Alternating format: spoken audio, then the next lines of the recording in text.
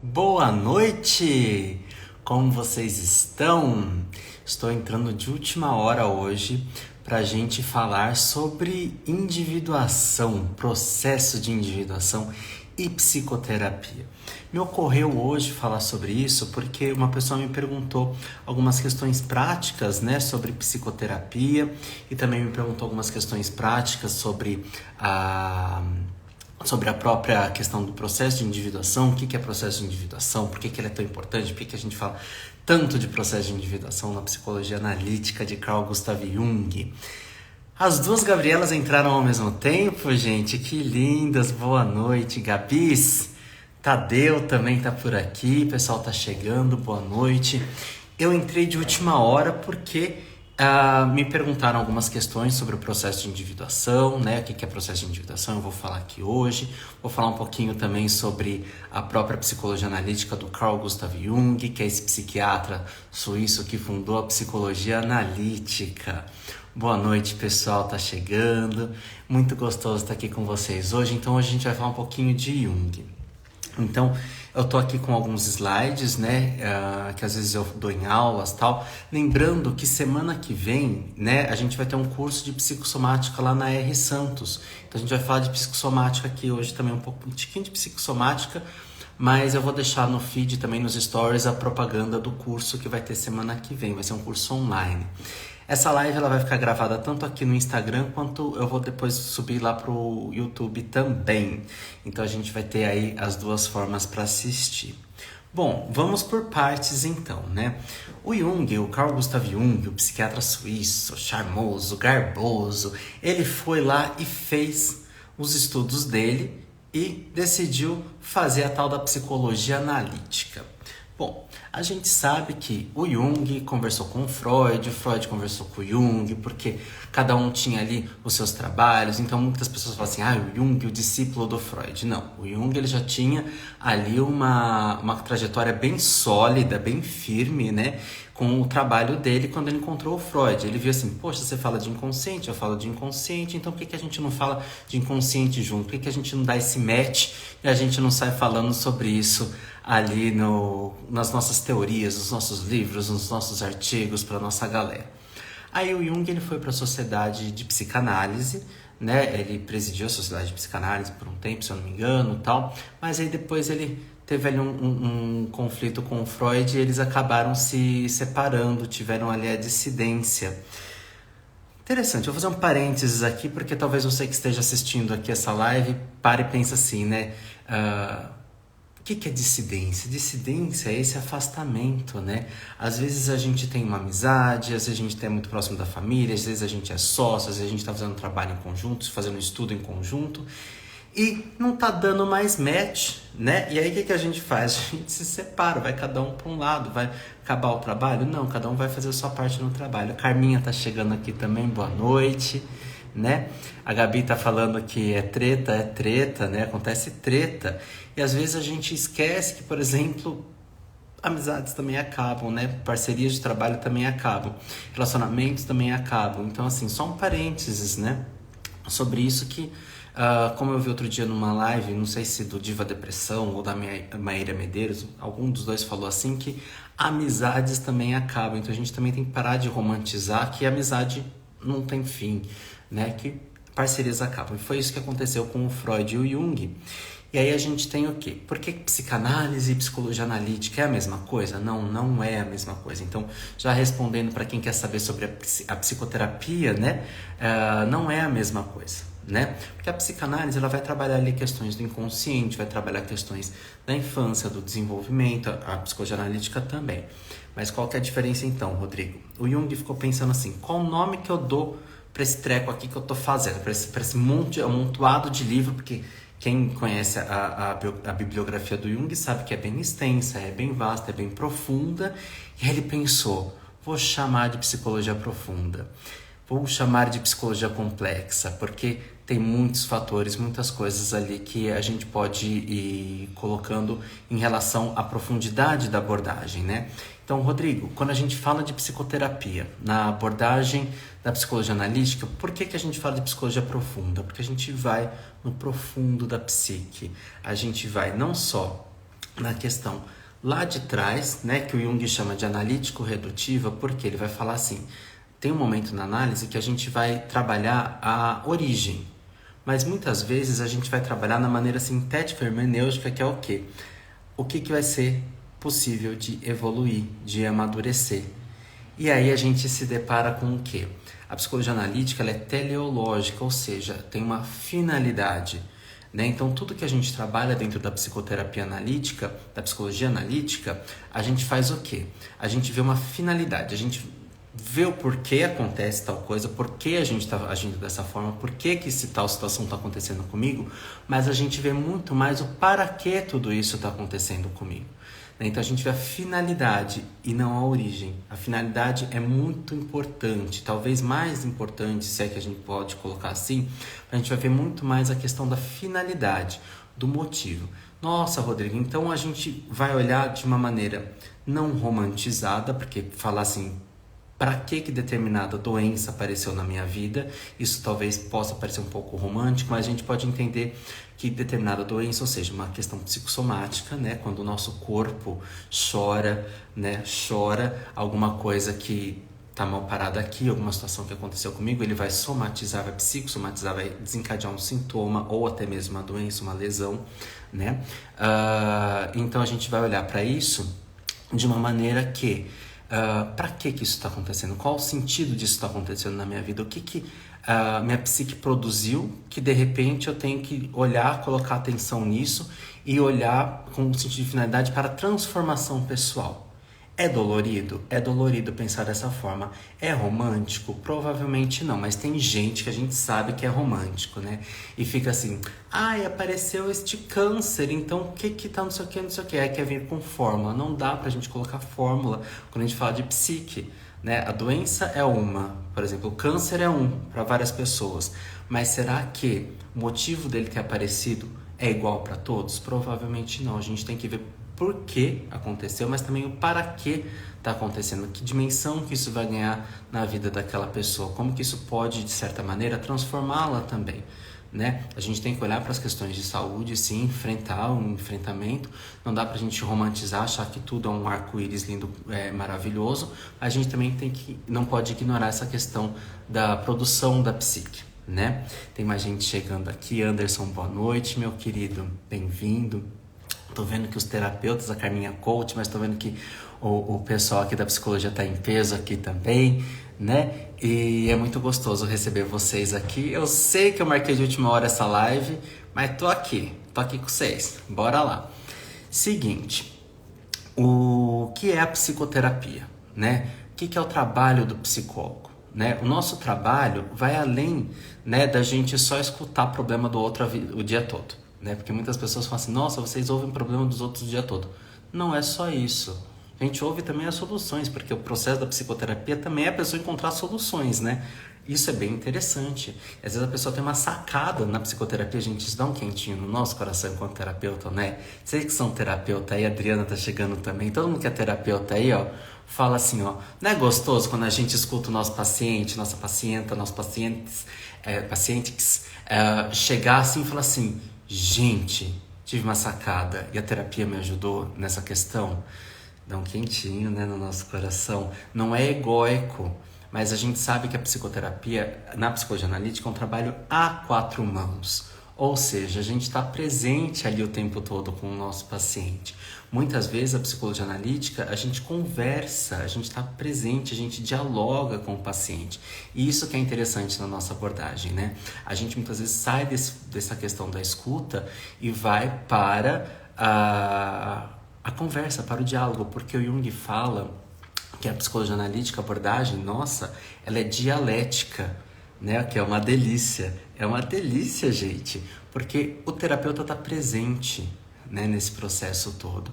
Porque a personalidade do terapeuta, da terapeuta, do analista, de analiste, gente, eu não sei usar linguagem neutra, tá? Mas assim, a gente se esforça, a gente vai aprendendo, a gente vai errando, vai aprendendo, vai fazendo. Mas a questão da gente estar presente na terapia significa que a nossa personalidade também é um fator importante. E o Jung coloca isso dessa maneira. Por isso que muitos dos terapeutas psicanalíticos, da psicologia analítica, na verdade, Por isso que a gente da psicologia analítica muitas vezes acaba falando sobre as nossas próprias vivências. Não é que assim, ai nossa, eu estou colocando ali. Não. Por quê? Pro Jung tem uma questão chamada vasoalquímico. Gente, quanta informação tô botando aqui na cabeça de vocês, né? Tá dando para processar tudo isso? Vai botando mensagem aí no chat, a gente vai tricotando. Ainda vou chegar na parte de mitologia porque a gente vai ter uma live de mitologia com a Gabriela, né? A Gabriela Vasques Pérez, que tá aqui. Gabi, eu falo que o teu nome é um trava-língua pra mim. Fabiana chegando, boa noite. E assim, a gente... Já me perdi aqui, gente. Me perdi. Vaso alquímico, tá falando vaso alquímico, né? Vaso alquímico. A psicoterapia, ela é um vaso alquímico. O que significa isso? Porque essa palavra é tão difícil. O vaso alquímico, ele nada mais é do que o ambiente da psicoterapia que ambos saem transformados, né? O terapeuta sai transformado? Sim. Mas, Rodrigo, a psicoterapia não é do paciente? Sim. Mas o contato dessas duas pessoas transforma ambos, né? Isso a Gestalt terapia também fala bastante. O que o Jung chama de abordagem dialética, porque é baseado no diálogo, o Peirce da Gestalt, ele fala que a Gestalt terapia ela é baseada ela é dialógica, ela vai trabalhar a questão do diálogo também, né? Antes de ser junguiano, né, eu era da Gestalt terapia, então por isso que a gente acaba tendo uma familiaridade. Eu falo que o Jung, e a Gestalt terapia, né, a psicologia analítica e a Gestalt terapia, elas se aproximam em muitos momentos, porque o Jung bebia muito na questão das filosofias orientais, e a Gestalt terapia no Zen budismo, né? Então assim, a gente acaba vendo alguns elementos em comum, né? Mas por que o vaso alquímico? O Jung ele vai beber na fonte da alquimia também, né? Naquela questão do princípio da química, né? Onde os elementos acabam se transformando para buscar esse ouro alquímico. E tudo isso significa metáfora para Jung. Esse ouro alquímico é o nosso metal mais precioso interno, é a nossa parte interna mais preciosa. Então a gente vai passar por uma sequência de transformações para a gente se alinhar com a gente mesmo, para o nosso melhor, para o nosso mito do significado, que é o motivo pelo qual a gente tá aí propondo a nossa existência. A lua tá chegando também, boa noite. E aí voltando, por que o nome psicologia analítica? Porque tem a ver com o processo de individuação também. Se a gente parar para pensar a palavra analítica, ela vem de análise, que é não lise, ou seja, não quebra, né? O analítica, né, é não, ana é não e o lítica é de lise, vem de que é quebra, então é não quebra, ou seja, é a integração. E essa integração é o que a gente busca dentro da gente, porque o Jung fala que a gente é cheio dos opostos, né? Temos vários pares de opostos dentro da gente. E esses opostos, eles estão coexistindo, né? Vocês estão escutando a moto passando lá no fundo, gente? Perdão. Eu não tenho controle sobre o trânsito. Nem sobre a minha unha, né, gente? Que tá toda esfarelada aqui hoje. Lipe chegando também, boa noite, meu querido. Então, assim, o que é o grande tchan da psicologia analítica? É a gente tomar consciência da nossa sombra, que é aquela parte da nossa psique que a gente não conhece, que muitas vezes derruba a gente, né? A Adriana é minha vizinha e ela falou que ouviu também. Gente, é muito legal, a gente descobriu que a gente é vizinho, a gente mora 3 quarteirões de distância, a gente fazendo curso online, fazendo reuniões online e tudo mais, e aí um dia a gente assim, onde você mora, não sei o que, a gente foi pra exposição da Lisa Silveira, a gente ia voltar pra Santo André juntos, né? Onde você mora? Moro em tal bairro, eu moro em tal bairro também, qual rua? Gente, 3 quarteirões de distância, muito legal isso. Por isso que ela tá escutando a moto também, em stereo surround sound aqui no celular e lá na casa dela também. Precisamos marcar a cerveja ainda, sim. Eu não sou muito da cerveja, mas eu tomo. Mas se tiver um destilado, eu prefiro também, que a gente tem um bar bacana aqui perto da gente, que a gente tá querendo ir, que dá pra ir a pé, gente. Olha que delícia. Vamos, Adriana, marcar antes do inverno, né? Porque assim a gente aproveita o calorzão, né? Vamos ver se a gente vai sábado? Quem quiser ir sábado, vamos tentar agitar alguma coisa no sábado? Vamos, no nosso grupinho junguiano? Pessoal que tá na live, se quiser chegar mais aí também. Ela falou que tem drinks maravilhosos. Bom, Que vem a questão dessa questão dos opostos, né? Nós temos as nossas questões sombrias, que é toda a parte da nossa psique que a gente não conhece sobre a gente mesmo. Mas isso significa que sombra é algo ruim? Não necessariamente. A sombra, ela também pode ser algo positivo. Como assim, Rodrigo? Por exemplo, eu sou uma pessoa que sou muito... que eu me comunico muito mal. Né? Então, no dia a dia eu me comunico muito mal, não consigo me expressar, não consigo falar direito o que eu penso, não consigo concatenar minhas ideias, não consigo verbalizar direito, não consigo, às vezes, escrever direito aquilo que está aqui dentro de mim. Então, no dia a dia eu sou assim. Qual que é a minha sombra? É o oposto disso, ou seja, uma pessoa que se comunica muito bem. Rodrigo, eu não tenho iniciativa. Isso é o que está na luz, que a gente chama, né? Apesar de dar esse conflito entre luz e sombra, porque a gente associa luz com positivo e sombra com negativo, não. Luz é aquilo que está se manifestando e sombra é aquilo que eu não manifesto. Então, se eu sou uma pessoa muito sem iniciativa, a minha sombra é o quê? A iniciativa, a liderança, né? Esse passo que a gente dá em direção à vida. Então, olha que coisa rica que é a psicologia analítica. A gente vai fazer a integração das duas coisas. Porque, como assim, então... a parte positiva da sombra pode me derrubar. À medida que eu preciso dessa parte negativa, dessa parte positiva, na verdade, eu não estou usando, ela fica na sombra. Eu não valorizo esse potencial que eu tenho. Nesse sentido, o Hillman ele explica de uma maneira que a gente usa de uma forma mais simbólica e metafórica. O Hillman é o James Hillman, autor junguiano, né, que fundou também a psicologia arquetípica, mas que depois, no fim da vida dele, ele retorna para a psicologia analítica. Mas o Hillman tem um livro que chama O Código do Ser.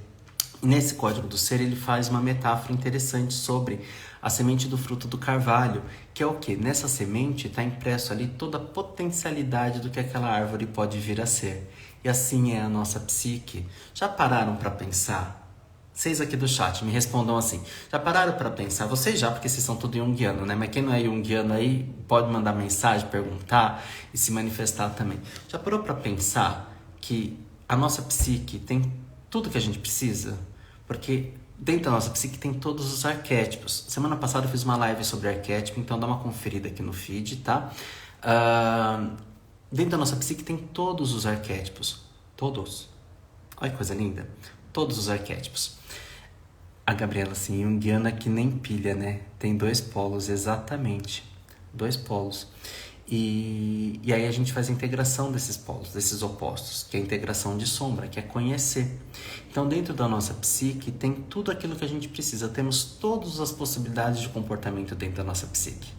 Nossa, Rodrigo, mas eu não sou nada corajoso, não sou nada líder.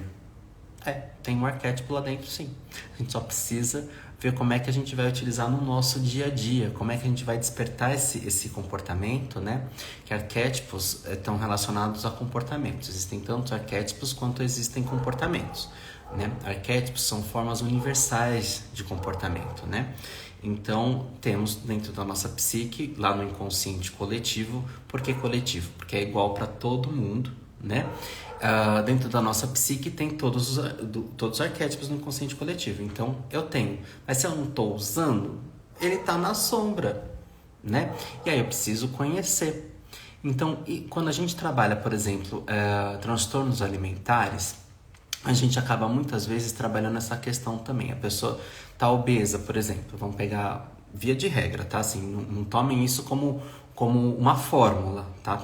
Assinem um contrato aqui embaixo, assim, deu ciente aqui. Não é fórmula. É só pra gente, para fins didáticos, a gente prosseguir aqui a nossa conversa. Mandala entrou, gente. Mandala sem bora entrou. Bora, Mandala. Bora. E amo mandalas. Jung também, né, gente? Ó, vou me exibir com mandalas aqui. Deixa eu botar os óculos, porque ele fica, às vezes, em cima da minha pasta de mandalas. A gente tem uma pasta de mandalas que a gente faz, né? Essas aqui foram feitas por uma peça de teatro, né? Mas a gente também tem tem mandalas que a gente faz para outras questões no dia a dia, né? Então, Jung gosta das mandalas. Por quê? Eu vou chegar lá nas mandalas. Deixa eu até anotar aqui uma pauta mais aqui sobre a mandala. Vou colocar aqui para vocês. Bom, vamos lá. Então, assim, a gente tendo todos os arquétipos, tendo todos os comportamentos, a gente faz o quê? Eu já nem sei por que eu pedi ciente pra vocês, gente. Vocês me lembram? Isso aqui vai pro YouTube depois, gente. Eu vou ver isso aqui depois, eu vou ficar rindo da minha cara mesmo. Por que eu pedi ciência? Eu ia dar um exemplo generalizado, né? Alguém lembra? Enfim, já me perdi aqui. Eu ativo de que não tem fórmula, mas eu ia dar um exemplo de uma coisa que era meio fórmula, mas não é fórmula. Já me perdi, gente.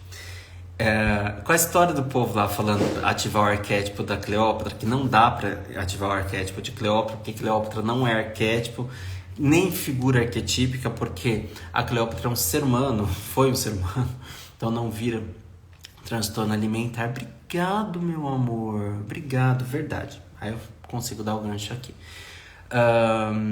Transtorno alimentar. Eu ativo em mim o arquétipo da Zileide Silva, que ela pega assim e fala, some o teleprompter, ela fala, me perdi aqui. Então eu vivo ativando a Zileide Silva, o arquétipo da Zileide Silva. Mas Zileide Silva não é arquétipo, tá, gente? Zileide Silva é uma pessoa, nem arquétipo, nem imagem arquetípica, porque arquétipo é comportamento. Então você não Zileide Silva, não existe esse verbo, essa ação, né?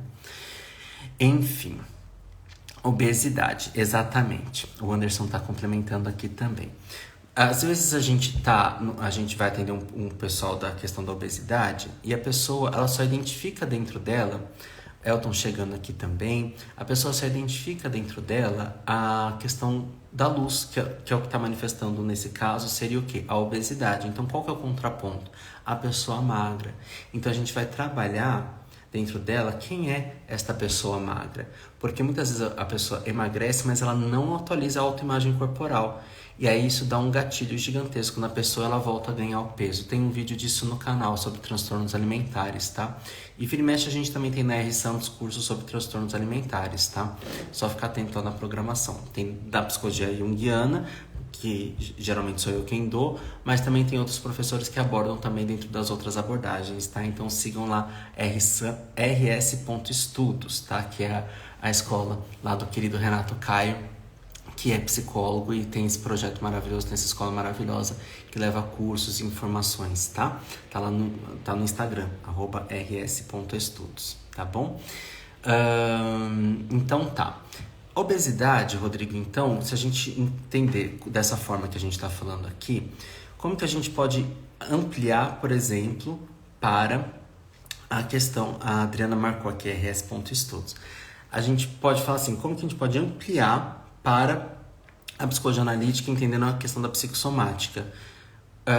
Toda doença a gente pode entender como sendo um complexo manifestando no corpo, tá? Os complexos, eles são um conglomerado de imagens que surgem a partir de experiências com intensa carga afetiva, geralmente traumática, tá? Então, assim, teve aquela experiência e foi horrível, ou às vezes muito prazerosa, mas também pode constelar um complexo ali, que seria uma alteração no nosso comportamento. E essa alteração, ela pode muitas vezes desencadear uma questão psicossomática. Então, por isso que a gente fala que as questões psicossomáticas, elas também são relacionadas às questões psíquicas. Por quê? O Jung tem uma coisa que ele chama de antinomia. Ou seja, uma coisa não vive sem a outra. O Jung coloca, né? Vou até ler aqui para vocês, tá? O que são essas antinomias? São duas coisas que coexistem, são antagônicas, mas uma não vive sem a outra, tá? Elisângela, bem-vinda, boa noite, tá? Então, quais são essas antinomias, tá? A primeira, a psique depende do corpo e o corpo depende da psique.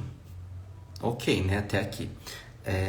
Hoje parece meio óbvio isso, mas um dia precisou escrever porque não era. Então, nossa cachola precisa do corpo e o corpo precisa da cachola. Porque quando uma coisa não funciona direito da outra, a gente sabe que dá uma pane e às vezes dá game over, né? O individual não importa perante o genérico e o genérico não importa perante o individual. É outra antinomia. Ou seja, a gente sabe que algumas questões são individuais, que dá pra gente levar pro genérico, e outras coisas genéricas dá pra gente levar pro individual. Mas nem sempre isso se aplica, tá? Então, essas antinomias que ele descreve no livro chamado A Prática da Psicoterapia são: a psique depende do corpo e o corpo depende da psique, e o individual não importa perante o genérico não importa perante o individual.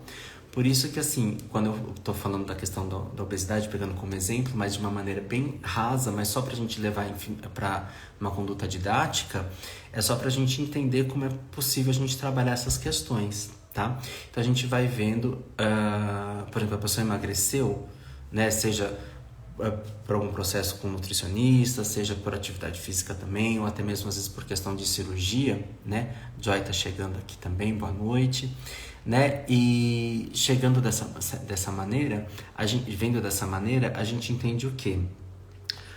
Como que a gente vai atualizar, por exemplo, a autoimagem corporal? Porque quem trabalha, por exemplo, com um transtorno alimentar sabe que a pessoa emagreceu, muitas vezes ela chega numa loja, ela não sabe qual é a roupa que ela compra, o tamanho de roupa que ela compra. E a tendência dela é comprar uma roupa ou o mesmo tamanho ou um número muito próximo daquele que ela usava, sendo que às vezes ela já está utilizando o outro, né? E muitas vezes a pessoa não se desfaz, né? Porque a gente sabe as questões, e roupa é caro, né? A pessoa não se desfaz daquelas roupas que eram as roupas antigas, e ela perde a referência de corpo, ela perde a noção do corpo. Percebe como psique e corpo estão relacionados? E aí o que acontece? A pessoa muitas vezes volta o quê? A engordar. Então por isso que muitas vezes, né, não dá pra gente generalizar, como diz o próprio Jung aqui. Milena chegando, boa noite, Mi. Por isso que não dá pra gente generalizar essa questão, mas muitas vezes a gente percebe que acontece dessa maneira. A gente entende, às vezes, a doença como um sintoma de que algo não vai bem. E esse algo não vai bem é o quê? O que está acontecendo na vida dessa pessoa que precisa ser olhado com atenção para que isso também possa ser mudado à medida que possa ser mudado. Porque às vezes o corpo psicossomatiza de um jeito que muitas vezes não tem volta. Mas ok, dá pra gente trabalhar em termos de qualidade de vida psíquica e física também, mas aí foge da nossa alçada clínica de psicologia. Mas a gente vai trabalhar na questão de qualidade de vida psíquica o tempo todo, tá? Tudo bem até aqui, pessoal? O que vocês estão achando? O que vocês têm dúvida? O que a gente pode falar também sobre Jung? Quem quer comentar algo mais? A gente vai falar um pouquinho sobre as etapas da psicoterapia. Deixa eu achar aqui nos slides. Tô fazendo aqui um recorte e cola aqui da aula, né? E vamos lá. Aí a gente se perde, né? Quero falar um pouquinho das técnicas que a gente usa na psicoterapia. Adriana, maravilhoso. Jung é um gostoso, né? Fala. E olha, digo mais, fofocas aqui, porque sou desses, eu amo uma fofoca. Existe uma foto do Freud com Jung e mais dois, que eu não sei quem são. Deixa eu até ver se eu acho aqui pra mostrar pra vocês. E dá pra ver que Jung é um gostoso, gente. Umas pernocas. Jung, Freud, praia. Deixa eu ver se assim eu encontro a foto. Acho que eu achei, hein? Acho que eu achei aqui, hein? Deixa eu aumentar o brilho aqui. Eu acho o máximo essa foto, gente. Ó. Deixa eu pegar aqui, ó, a caneta e mostrar pra vocês, ó. Aqui é o Freud, cruzando as pernocas. O Jung aqui pensando assim, gente, o que eu tô fazendo aqui? E esse gostoso barbudo aqui atrás, que eu não sei quem é. Oi, Maria Chu, boa noite. Eu falando besteira, Maria Chu, uma pessoa... Vocês são sérios, né? Mas vocês já conhecem que eu sou um tonto. E a Maria Chu, eu me queimando com a minha querida Maria Chu. Maria Chu, dramaturga maravilhosa, tá? Maravilhosa. Sigam Maria Chu também, tá? Maria Chu tem uma... Ai, gente, sigam, porque ela tem peças. Ela escreve séries, tá? Assim, só pra vocês verem como a gente tá aqui no meio de gente bacana e danata, tá? É isso. Seguinte... Técnicas que a gente utiliza muitas vezes na psicoterapia, tá? Ampliação da compreensão sobre os sonhos. Olha que interessante. O Jung... olá, Simone, tudo bom? O Jung, ele vai falar pra gente sobre sonhos. Os sonhos, por exemplo, qual que é a diferença da visão do sonho da psicanálise para a psicologia analítica? Boa noite, Simone, bem-vinda. Eu vi que você me seguiu aqui, apareceu assim que terminar, eu te sigo de volta, tá bom? O que acontece? A Milena, a Simone é amiga da Milena. Milena é minha amiga, a gente se formou junto, eu e Milena, né? Milena, não vamos nem falar quantos anos faz isso, tá? Não vamos nem falar, abafa o caos. Bom, qual que é a diferença do Jung pro Freud, digamos assim, né? Vamos botar esses dois aqui. O Freud, ele vai falar que os sonhos, eles são expressões de repressões, desejos inconscientes, desejos reprimidos e tudo mais. Já o Jung, ele vai falar... A Milena, deixa pra lá quantos anos. Pois é, meu bem, pois é. Hoje eu olhei e comentei sobre isso com uma pessoa que quanto tempo faz. E aí eu falei assim, gente... A pessoa respondeu assim pra mim, é a minha idade. Achei massa. Eu adoro, gente. Eu tô numa fase que eu brinco assim com os meus pacientes. Você me respeita que eu tenho idade pra ser seu pai. Tô adorando entrar pra poder falar essa frase. Aliás, se meu sobrinho, algum sobrinho meu estiver vendo isso aqui ou vier assistir depois, tô esperando meus sobrinhos netos, tá? A Simone falando que se formou na Metodista em 99. Se eu e Milena a gente se formou um tiquinho depois. Mas não muito mais, não, tá? Seguinte. Os sonhos para Freud, desejo reprimido, questão inconsciente. Não que para Jung não seja inconsciente, mas vai além da questão reprimida, né? Porque isso é olhar para uma certa origem, muitas vezes calcada na infância. O Jung, ele coloca que a gente vai... A Milena tem netos. Ela fala, ai, meus netos. O que acontece? O Jung, ele vai colocar que o sonho ele tem uma finalidade, um propósito da gente ter sonhado. Que nós, como autores dos sonhos, porque nós somos roteiristas. Maria Chu, oi, ó. Jung fala que nós somos roteiristas dos nossos sonhos, mas nós também somos, veja, ator e atriz principal, a gente é cada detalhe do cenário, a gente é figurinista, sonoplasta, cenógrafo, a gente é tudo no sonho. Cada aspecto do sonho é um aspecto da nossa personalidade. E a gente vai ampliar isso de maneira simbólica. E ampliando isso de maneira simbólica, a gente vai entender qual o recado que o inconsciente está passando, o que esse inconsciente quer comunicar através do sonho, que muitas vezes tem a ver para a gente colocar atenção e fazer uma transformação interna. Voltando lá para a alquimia, né? Onde a alquimia é esse processo de transformação de elementos, mas que se a gente leva de maneira metafórica para a nossa vida, a gente faz a transformação dos nossos elementos. Que muitas vezes a gente... Vamos pensar assim na alquimia. A alquimia tem um processo que é solutio e coagulatio, dissolve e coagula.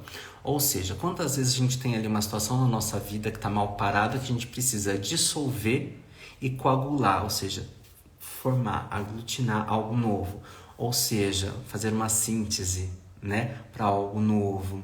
Liege chegando também. Milena falando que tem 4 netos, né? Gente, eu tenho 5 sobrinhos e nenhum neto, sobrinho neto. Mas já tô trabalhando, infernizando a vida de todos eles. Claro que é uma diversão, né? Claro que eu não tô forçando nenhum deles, mas é uma diversão assustar eles assim, quando é que vocês vão me dar um sobrinho neto?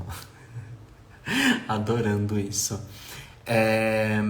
Bom, então os sonhos eles trazem pra gente essas questões inconscientes. E sim, muitas vezes a gente entende alguns sonhos como premonitórios, né? O Jung ele até tenta esboçar alguma forma de classificar os sonhos, mas ele desiste disso. Mas ele chega a dar uma esmiuçada sobre isso na obra dele. Porém, ele vai ficar muito mais atento, né, ao conteúdo do sonho. Como alguns sonhos podem ser classificados como grandes sonhos, pequenos sonhos. Esses grandes sonhos, eles têm muitas vezes algo que vai fazer a gente lembrar deles muito tempo depois, né? E lembrando muito tempo depois é porque tem uma potência muito grande. Por isso que é tido como um grande sonho. Ele geralmente tem uma questão arquetípica dentro dele, símbolos arquetípicos dentro dele, para a gente colocar dentro da nossa vida e compreender isso, né? Por isso que a gente fala na psicologia analítica, né, como é interessante a gente usar, por exemplo, o diário de sonhos, que é fazer essas anotações dos nossos sonhos. Eu costumo anotar num caderno, sem linha, sem pauta, né? Porque aí você acorda assim, eu uso caneta esferográfica, porque assim, você acorda, né? Então você põe uma pressão, dá pro caderno sem pauta, dá pra você desenhar, tal, né? E porque caneta porosa, se a gente acalcar um pouco mais, a gente estraga ela, né? Lápis quebra a ponta, então a esferográfica não falha, né? Às vezes falha, mas geralmente não. Rodrigo, posso gravar sonho? Pode, mas é mais difícil depois a gente resgatar isso. Existem aplicativos de celular que, conforme a gente grava, ele transcreve aquilo que a gente está falando, nem sempre com tanta fidelidade. Porque o que acontece? Às vezes a gente acorda com sono e a gente não quer acender a luz para anotar aquele sonho, porque a gente sabe que muitas vezes a gente volta a dormir. Esse sonho já era, né? Mas às vezes a gente grava. É o que eu sugiro sempre, né? A Adriana tá falando assim, eu tenho um app que grava áudio sobre sonhos. É muito legal. Se transcrever, melhor ainda. Dá pra você registrar isso? Dá. É bacana? É. Eu já fiz isso, de gravar áudio e depois transcrever. Por quê? Eu, Rodrigo, gosto dos meus pacientes quando eles trazem o sonho por escrito, para eu pegar e fazer círculo, né, no meu diário de sonhos. Por quê? Não é só interessante anotar o sonho, é também interessante anotar o que a gente amplia sobre o sonho, né? Isso na técnica da psicoterapia também é muito interessante, quando a gente está com os nossos pacientes, que eles registrem também a ampliação dos sonhos, né? Porque a ampliação do sonho é feita pelo paciente, mas a gente no começo, como a terapia também tem muitas vezes um caráter didático, a gente acaba auxiliando a pessoa a ir compreendendo aos poucos. Com os pacientes, quando está no presencial, eu peço para eles a liberdade, se eu posso pegar um lápis. Olha, esse lápis da R. Santos que eu ganhei. Se eu posso pegar um lápis e circular algumas palavras que me chamam mais atenção durante a ampliação. E nisso favorece a pessoa também perceber como que a gente pode ir colocando atenção no sonho, esmiuçando uma pequena parcela de ampliação, tá? Porque ele não se encerra ali. Essa semana, uma paciente me contou uma coisa assim, né? Sobre o cônjuge dela. Falou assim, nossa, porque tem tal detalhe dele. Eu falei assim, nossa, e você nunca me falou isso antes? Porque isso me faz lembrar um sonho que ela teve no começo do relacionamento. E ela virou pra mim e falou assim, você nunca esqueceu esse sonho meu, né? Eu falei assim, porque esse sonho é muito importante. Agora, com este detalhe, a gente vai alcançar tal e tal coisa, né? Então, olha como é importante muitas vezes a gente esmiuçar. E o papel, gente, por mais analógico que seja, dá pra gente folhear. No computador também dá, mas ninguém acorda e vai digitar, né? Às vezes faz, né? Mas é mais difícil. Mas o bom e velho caderno tá aí pra isso. Vamos lá.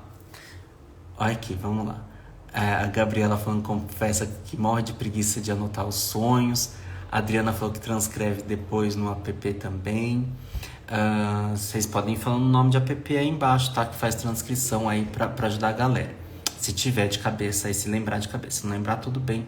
Deixa pra bacia das almas, quem quiser pesquisa. Vamos lá. A Niege falando, aprendi com você a desenhar os sonhos e também gosto muito. Sim, porque a gente pode também desenhar os sonhos. Às vezes o paciente, ele escreveu o sonho, né? E aí a gente pede para ele desenhar o sonho, que já está escrito, né? Porque a gente vai ver também outras questões projetivas ali. Ou às vezes tem pessoas que têm dificuldade de escrever o sonho, mas ela desenha o sonho, porque às vezes para ela funciona de maneira muito mais pictórica.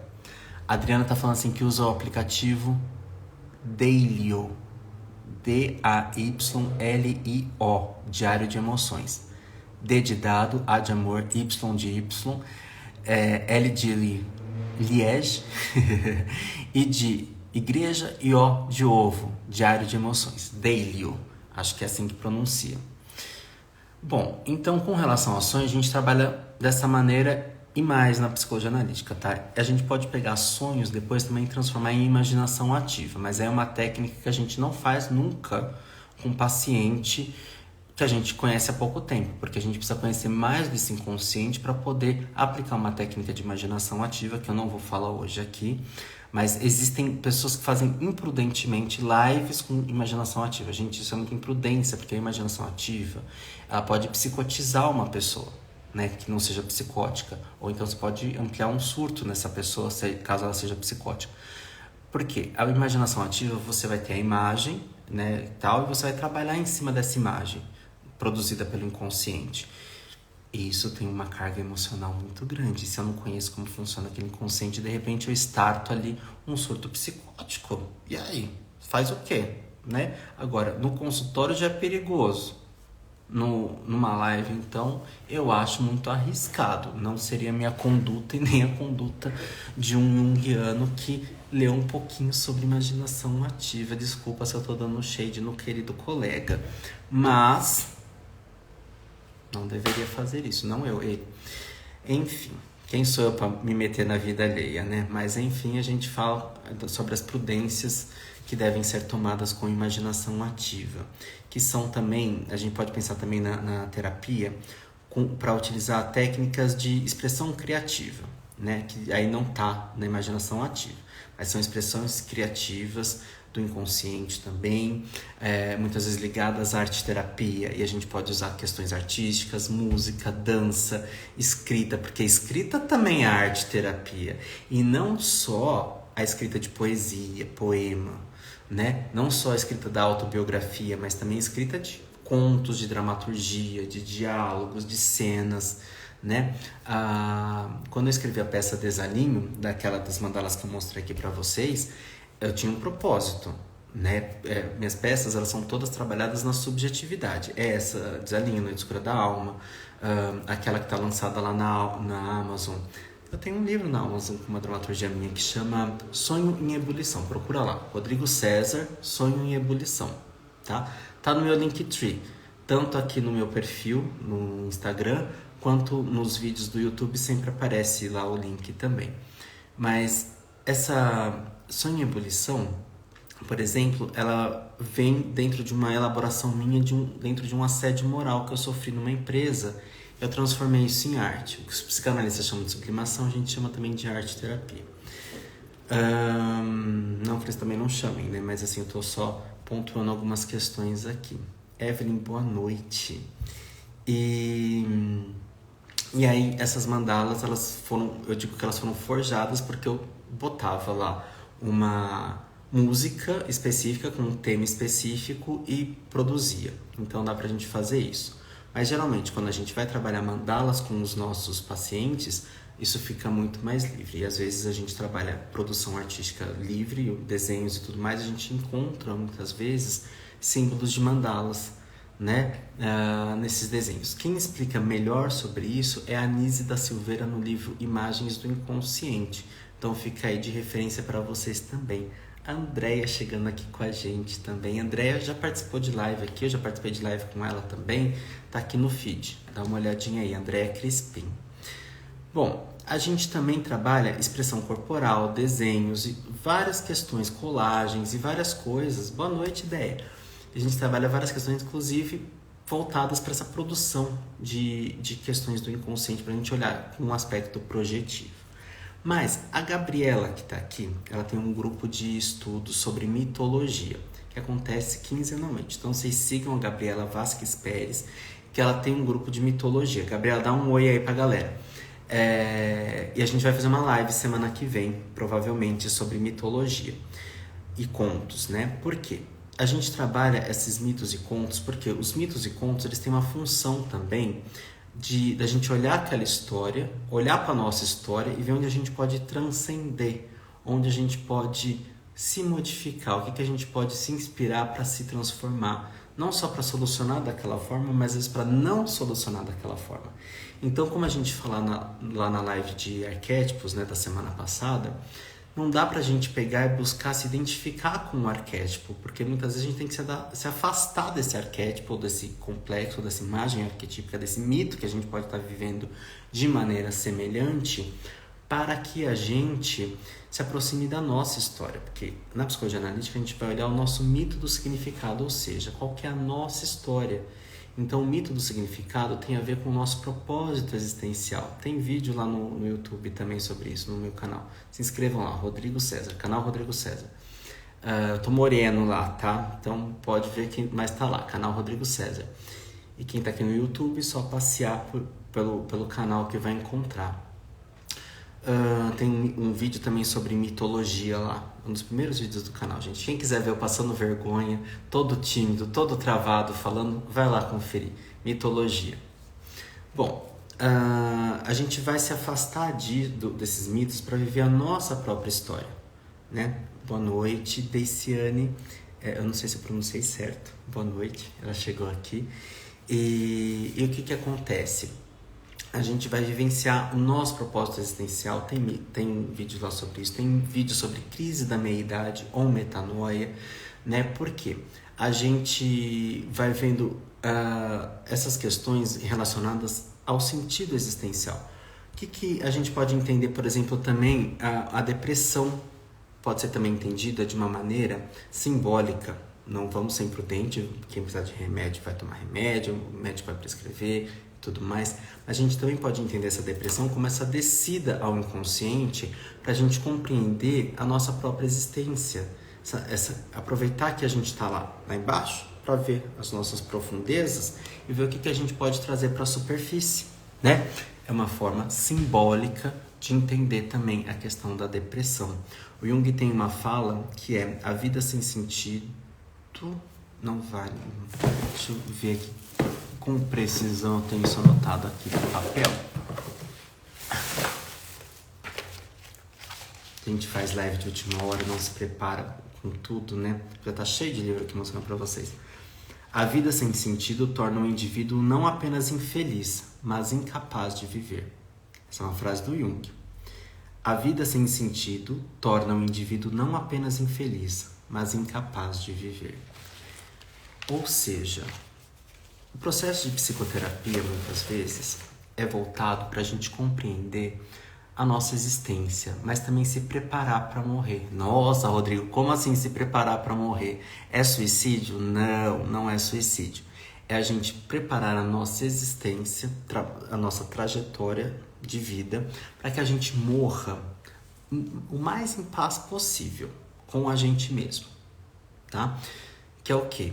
Realizando todos os nossos desejos. Veja, não estou falando da gente realizar indistintamente, com base nessa questão de viver só pelo prazer. Não. Qual o nosso propósito existencial?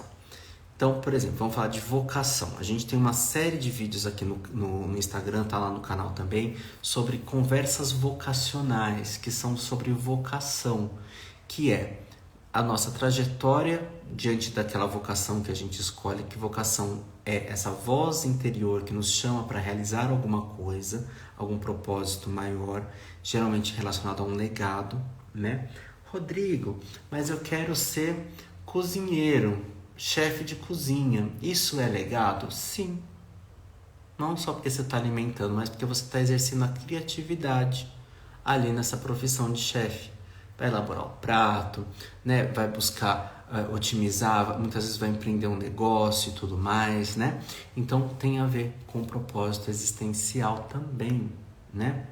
Então a gente muitas vezes pensa que algumas atividades, algumas profissões mais operacionais talvez não tenham legado. Tem sim, né? E não tem propósito? Tem sim. Tem gente que se adapta para várias coisas e ainda bem, né? Porque assim a gente coexiste, né? Esse é o grande tchan. Aliás, falando que adora meus vídeos. Obrigado, aliás, pelo menos alguém gosta.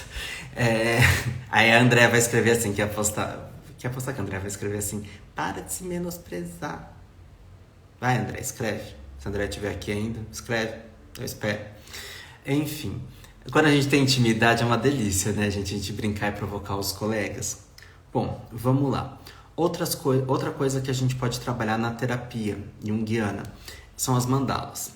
A gente tem desde as mandalas que a gente fornece prontas para colorir, a gente tem toda uma curadoria para isso, mas não é o ideal, né? Porque a gente busca que a pessoa produza essa mandala para ela se centrar, porque a mandala é algo que converge para um centro, é uma totalidade que converge para um centro.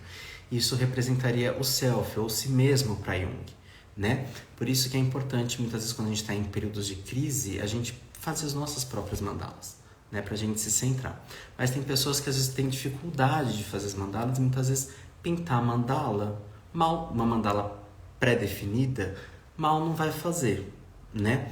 Porque ela vai estar ali expressando de alguma forma, vai estar saindo na pressão do lápis ou da tinta e tudo mais, mas aquela mandala é de outra pessoa, né? O ideal é que a gente construa a nossa, né? Mas muitas vezes quando a gente trabalha desenhos, surgem formas de mandala. E também tem a técnica que eu aprendi com a Simone Magaldi, né, que é a mandala de objetivos, que a gente vai trabalhar os objetivos que a gente tem para os próximos 6 meses ou 1 ano e vai trabalhar para esse alinhamento, tá?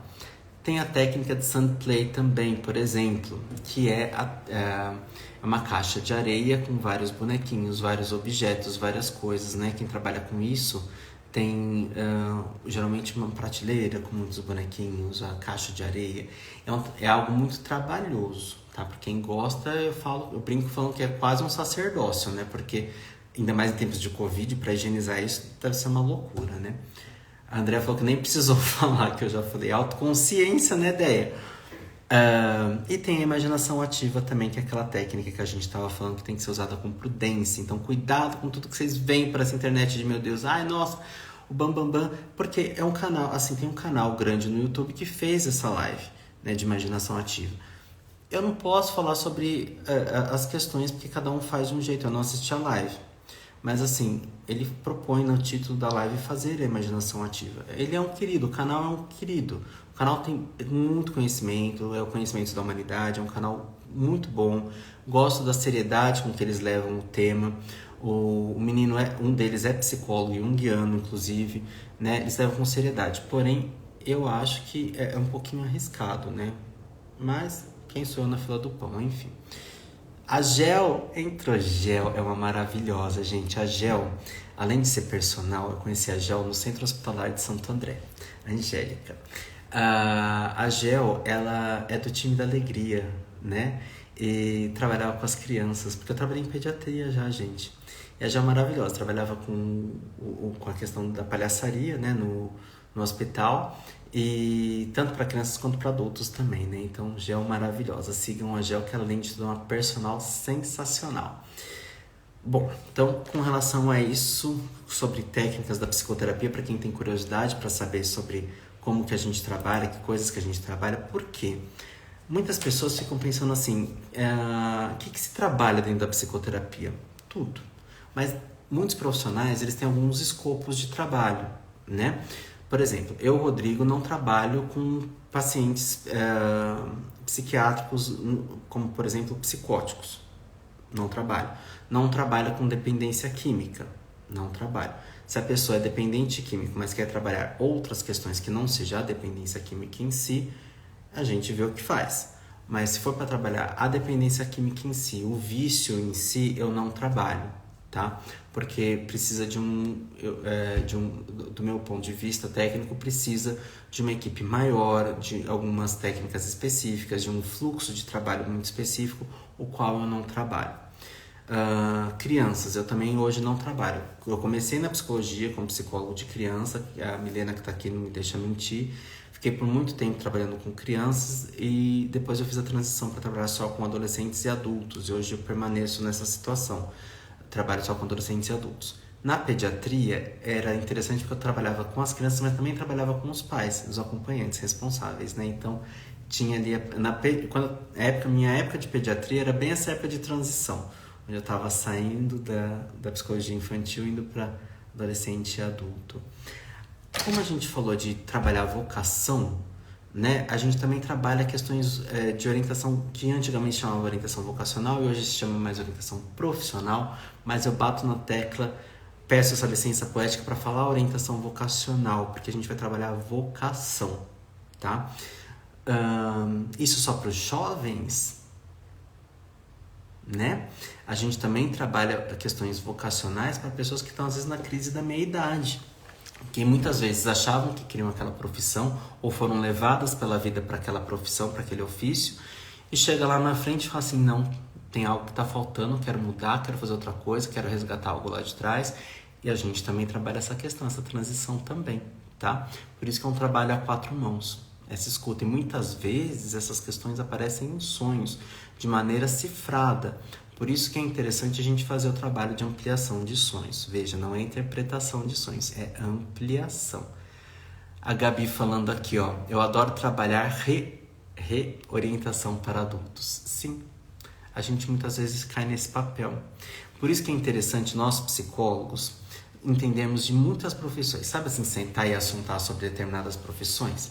Às vezes eu pego uns pacientes meio que tem umas profissões meio diferentonas e pego uns 5 minutinhos da sessão para meio que fazer uma entrevista sobre a profissão da pessoa. É impressionante, cedo ou tarde aparece algum jovem, algum adulto que precisa saber daquela informação, de como é aquela profissão, o detalhe daquela profissão, porque às vezes a pessoa está buscando e não se encaixa, né? De que maneira isso acontece? Através das sincronicidades, o que o Jung chama de sincronicidade, que são 2 eventos que acontecem simultaneamente ou quase simultaneamente, mas que têm correlação entre si. Por exemplo, eu tenho um amigo que é jornalista, mas que ele também é roteirista, né? E escritor. É o Daguito Rodrigues. Tem vídeo sobre o livro dele no canal. Chama Vozes na Rua. Eu falo sobre o arquétipo do Poor, né, nesse vídeo. Oi, Theo, tudo bom? O Daguito, ele é jornalista, roteirista, escritor e multiartista. Daguito, por ter essa tríade dentro dele, roteirista e jornalista e escritor, é uma pessoa que eu nunca tive a oportunidade de entrevistar o Daguito no canal, mas já fiz vídeos sobre ele. Mas ele tem essa tríade. Então, meu brother, meu amiguinho, que eu conheci durante a pandemia, um querido. No clipping dele no Instagram, ele bota todo dia notícias. Então quem quiser ir se atualizando, ele não trabalha com fake news, ele faz checagem de informação. Daguito Rodrigues. O Daguito, ele tem essas 3. Aí uma jovenzinha adolescente fazendo orientação vocacional comigo, ela fala sobre que ela quer ser roteirista de cinema. Só que, como é uma profissão que é difícil a gente também se sustentar muitas vezes como roteirista, né? A gente sabe dos percalços, muitas vezes tem que ter coisas paralelas. Ela estava em crise, ela assim, gente, mas eu tô pensando em ser jornalista, porque o jornalismo vai me trazer dinheiro, mas aí eu também consigo trabalhar com o roteiro de cinema. Eu falei assim, pois bem, faça como o meu amigo. Aí apresentei para ela, ela ficou aliviada que existe outra pessoa que tem essa tríade. Essa tríade não, né? Porque ela até pensa em ser escritora, né? Mas tem essa tríade aí, tem essas múltiplas profissões. Tinha um palestrante, ele já faleceu, ele chamava Tom Coelho. E ele falava sobre essas questões múltiplas que a gente tem dentro da gente. Que muitas vezes a gente tem vários talentos, então a gente é multitalentos. E por que não utilizar todos esses talentos? E às vezes nas nossas profissões, né? Então dá pra gente muitas vezes integrar saberes. E é nisso que a gente busca nas nossas conversas vocacionais, nas nossas lives. A gente traz histórias de pessoas que têm trajetórias interessantes, né? Que começa de um jeito, passa para outro jeito, né? A forma como descobriu, quem descobriu cedo, quem descobriu mais tarde, quem fez um realinhamento de carreira. Então a gente tem essas questões todas ali e muitas vezes isso é trabalhado dentro da psicoterapia também, não só a questão do relacionamento, não só a questão do luto, né? Eu, Rodrigo, hoje trabalho muito. Oi, outra Gabriela, temos 3 Gabrielas aqui hoje, boa noite, Gabriela terceira. Eu trabalho não só a questão de relacionamentos, por exemplo, o meu escopo de trabalho, você pergunta qual é, eu falo assim, olha, hoje é muito a questão de relacionamento, crise da meia-idade e as questões vocacionais. É o grosso da minha clínica hoje, tá? Tem algumas particularidades, tem, mas esse é o meu escopo. Chega psicótico para mim, eu vou encaminhar para um colega.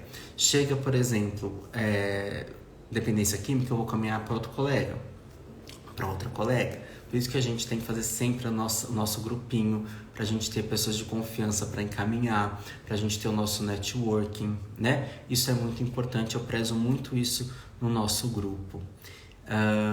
Falando em networking, vou mencionar de novo aqui a Gabriela Vasques Pérez, que tem um grupo de mitologia que tá rolando aí, gente, mitologia grega.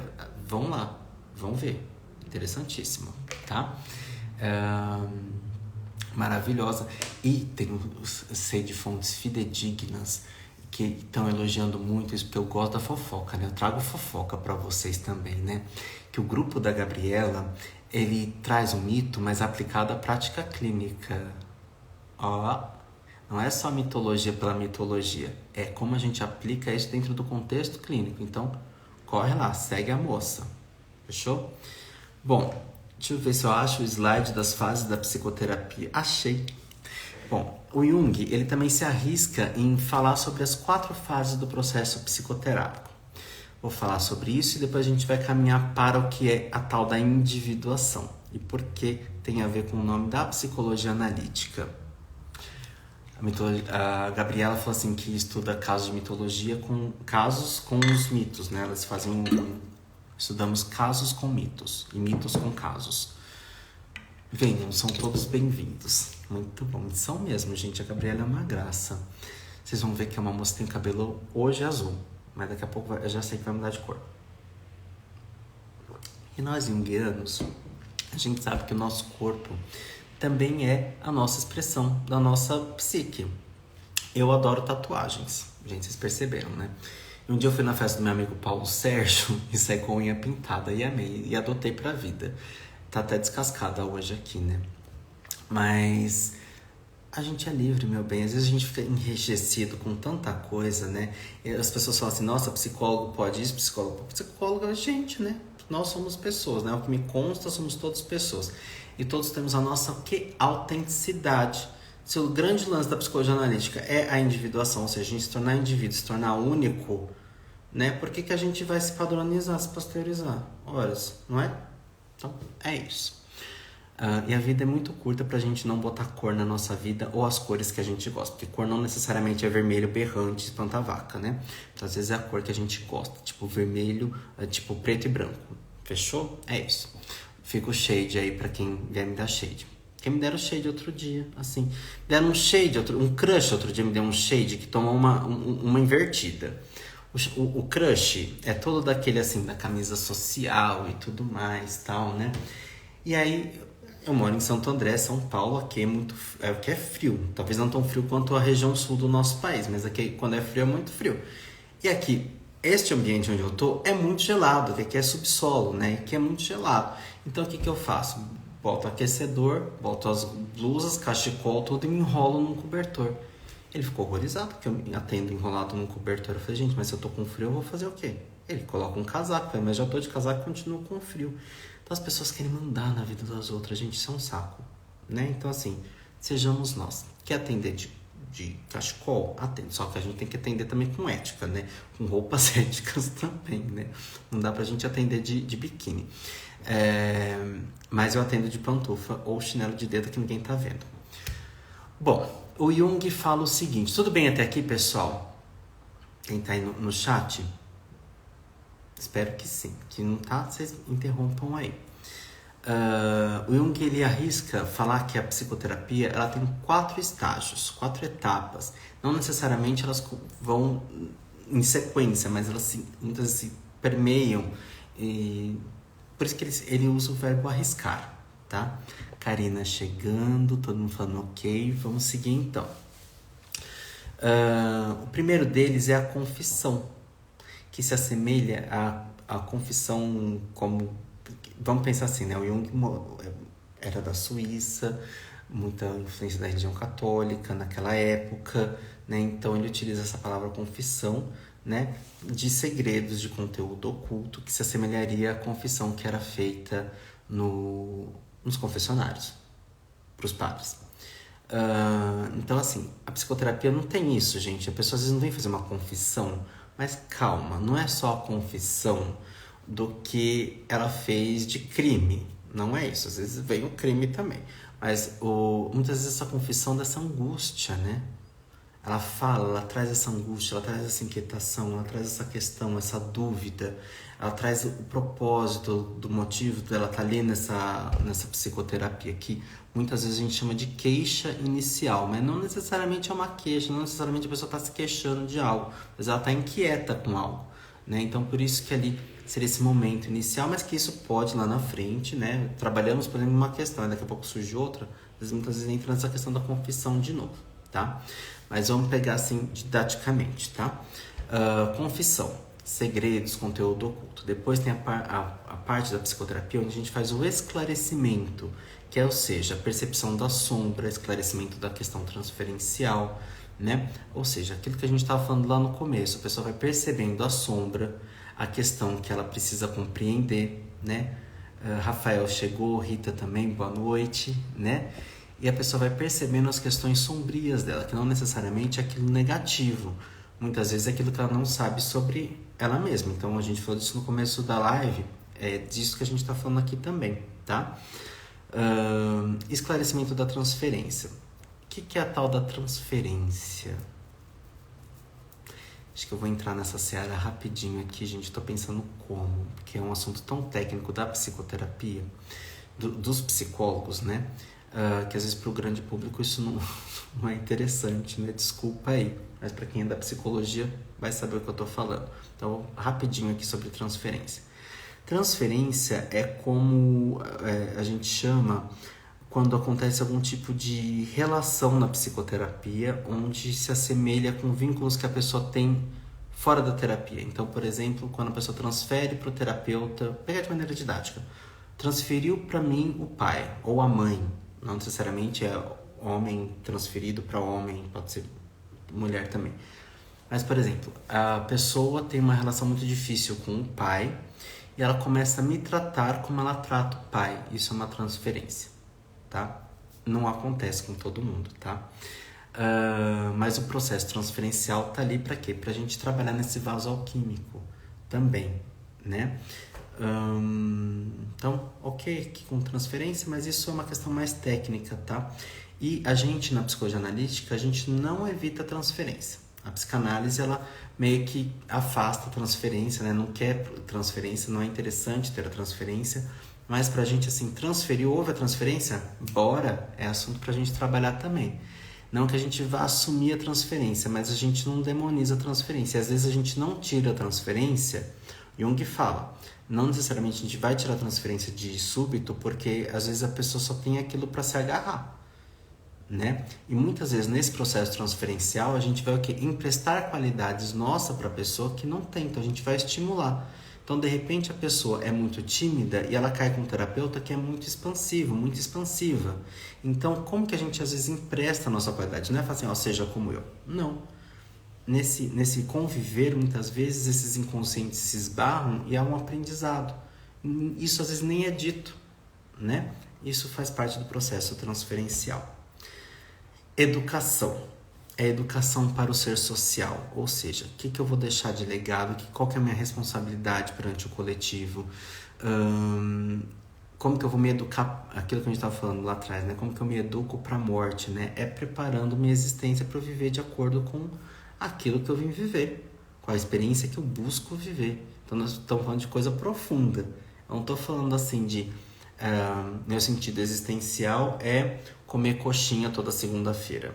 Não. A gente está falando de questões existenciais, daquilo que a gente produz para a gente mesmo, de gratificação, de autorrealização e também produz para o coletivo, tá? Então é sempre uma relação com o coletivo quando a gente está falando aqui. Mas essa educação é se educar muitas vezes para aquilo que... Jung tem uma frase que fala que... Deixa eu procurar aqui no Instagram para ser bem fiel. Essa frase está no meu feed. Que ele diz algo assim, que são pouquíssimas pessoas que sabem a arte de viver, né? É mais ou menos assim, deixa eu catar aqui para falar com fidedignidade para vocês a frasezinha. Eu republiquei essa frase recentemente, né? Tudo bem até aqui, pessoal? Aí quer ver que eu não coloquei essa frase recentemente? Pensei em colocar e não coloquei. Ó, uma frase bacana do Jung é assim, ó. Erros são, no final das contas, fundamentos da verdade. Se um homem não sabe o que uma coisa é, já é um avanço do conhecimento saber o que ela não é. Tô procurando aqui a frase, gente. Eu pensei em republicá-la, mas não fiz. Outra frase bacana do Jung. A questão é esta: como reagimos a um obstáculo? Verifica-se algo puramente psíquico, a decisão sobre o que deve ser feito. E é sobre isso, né, que a gente precisa olhar para a nossa vida. Por isso que a psicologia analítica, ela não está só na questão da superfície de resolver questões do dia a dia, não. É uma preparação para o viver. Porque, ó, achei a frase aqui, ó. Mas não devemos esquecer que só bem pouquíssimas pessoas são artistas da vida e que a arte de viver é a mais sublime e a mais rara de todas as artes. Então, por isso que é esse caráter educativo, muitas vezes, da psicoterapia, é também para o viver. Mas ele fala o seguinte: como é que é? Você ser adaptado, né? Você ser pasteurizado é a meta dos fracassados, né? Cadê aqui? Gente, depois dá uma passeada no feed aqui do Instagram de psicólogo, que eu tenho o feed do Rodrigo César também, mas dá uma passada aqui no feed do psicólogo, porque tem várias frases do Jung, de outros autores, da Anísia da Silveira também, né? Bom, não vou achar aqui. Eu quero uma aqui, fala maravilhosa para vocês. Não podemos mudar nada sem que primeiro o aceitemos. Aceitemos. Não podemos mudar nada sem que primeiro o aceitemos. Tá escrito certo, eu que li errado. Oi, Carol, boa noite. Então, a gente tem que olhar para o quê? Para aquilo que nos incomoda. Então, a gente às vezes quer botar a sujeira debaixo do tapete. O que a gente precisa é compreender e transformar isso. Por isso que a psicologia analítica ela é bem interessante. Porque a gente integra, a gente aceita a questão da nossa sombra. E se é uma sombra negativa, a gente não vai mandar para longe. A gente vai entender como é que está manifestando, o que isso quer. A que isso me serve? A que isso serve para o meu processo? Né? O que isso demanda que seja transformado em mim? E a gente vai trabalhar essas questões, tá? Então, voltando aqui para o nosso slide. Então, a gente passa nas 4 etapas, né? Primeiro, a confissão, esclarecimento, educação e, por fim, a transformação. Ou seja, ser a verdade, ou seja, a verdade do nosso self, a verdade interior. E o mais barato, o mais legal disso tudo é que o Jung bota assim, ó: o analista aplica também em si o sistema que acredita, seja qual for. Mas isso aqui dentro da psicologia analítica é regra, é condição sine qua non, como tanto Freud gostava de escrever. Mas em algumas abordagens, as pessoas não vivem aquilo que elas acreditam, ou não precisam viver. Jung também. Mas a gente precisa viver aquilo que a gente acredita. Se eu estou dando psicoterapia sobre psicologia, com a abordagem da psicologia analítica, eu tenho que reconhecer na minha vida sincronicidades. Se eu sou um psicólogo da psicologia analítica, eu tenho que olhar para os meus sonhos. Se eu sou um psicólogo da psicologia analítica, eu tenho que olhar para o meu inconsciente de uma maneira a reconhecer a minha sombra e os meus complexos. Não dá para ficar preso na persona. A persona é um papel social. Não dá para ficar identificado com a persona do psicólogo que sou perfeito, que não tenho sombra, e querer só olhar a sombra do outro. Porque o paciente, quando senta na nossa frente, ele está ali vendo a gente no total. Tem paciente meu que me segue no meu perfil pessoal, né? E lá no perfil pessoal, gente, o Rodrigo César é um doido, né? Aqui também, mas o Rodrigo César é um doido. Então, assim, a gente está exposto, né? E quantas vezes, quem é terapeuta sabe, quantas vezes a pessoa que senta na nossa frente vivencia, às vezes, a mesma questão que a gente está vivenciando e trabalhando na nossa terapia. E aí, a gente faz o quê? Manda embora? Às vezes precisa. Mas, dependendo, precisa. Mas, às vezes, não. E, às vezes, quem é terapeuta sabe quantas vezes o que a gente falou tá servindo primeiro pra gente, pra depois servir pro outro. E aí não é projeção. Talvez transferência? Talvez. A gente não foge disso. Sabe por que a gente não foge disso? Porque é o vaso alquímico. Um transforma o outro. Eu nunca esqueço de uma paciente minha que a gente trabalhava várias questões, né? E ela chegou um dia na clínica. Ela chegou muito cedo porque ela foi de carona. Eu tinha acabado de me separar do meu ex-marido. Pela primeira vez, porque eu separei dele 2 vezes. Eu tinha acabado de separar. Foi numa quinta-feira. Não esqueço disso até hoje, porque a gente separou de manhã e eu encontrei com ela à tarde. Eu estava péssimo, péssimo, péssimo, péssimo. Ela chegou, né? Entrou, era no hospital, então a gente não tinha só poltronas, a gente tinha uma mesa entre nós, era tipo consultório médico, né? Com a mesa no meio. A gente trabalha com o que a gente tem, né? Então, assim, lá era o hospital, eu precisava trabalhar dessa forma.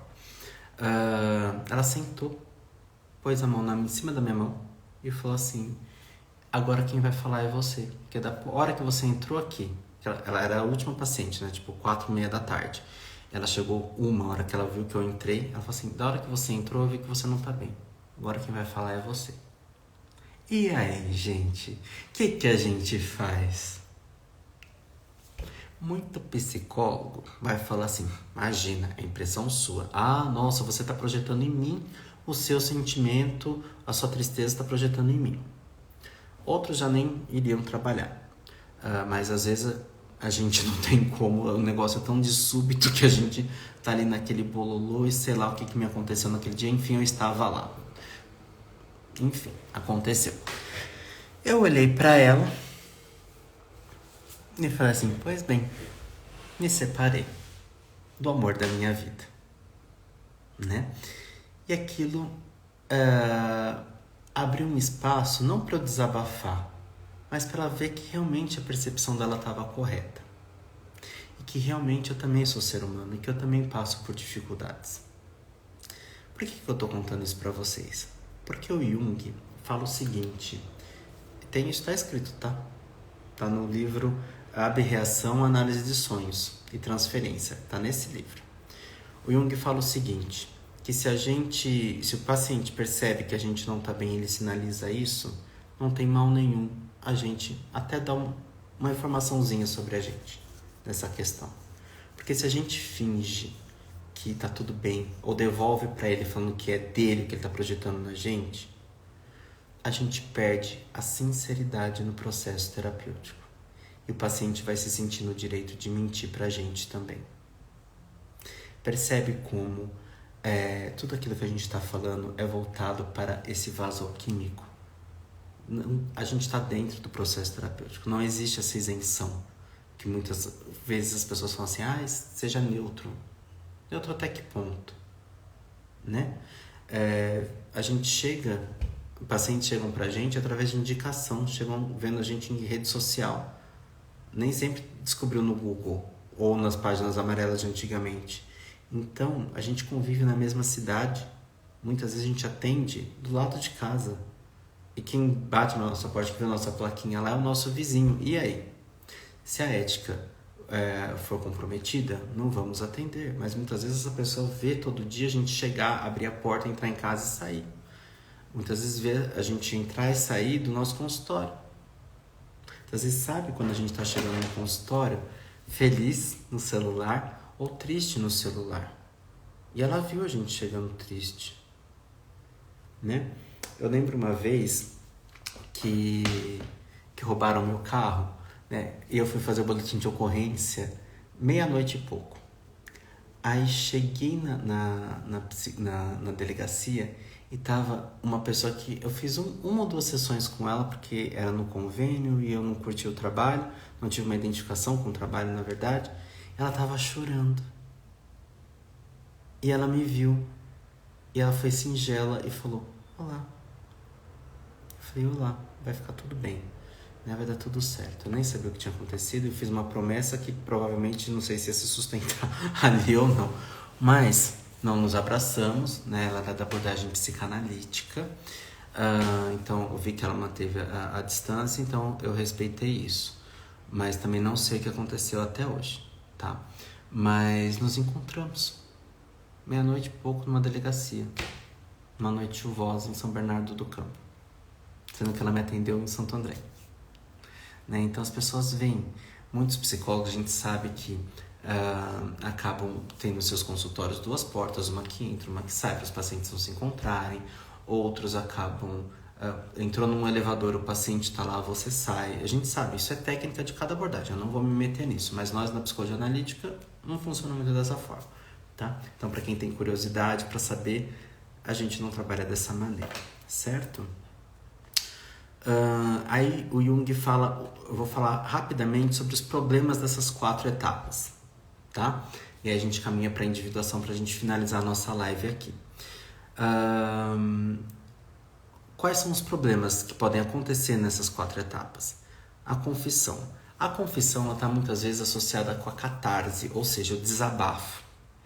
E a gente percebe que muitas vezes desabafar só não resolve. Precisa fazer algo mais. Às vezes só falar resolve.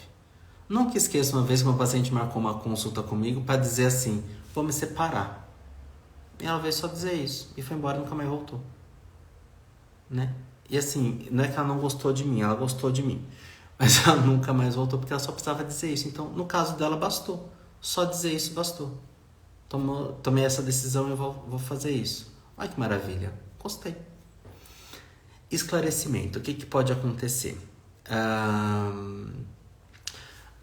Na fase de esclarecimento, né? Após a catarse, o desligamento rápido da terapia. Sabe quando a gente não vincula com o paciente, né?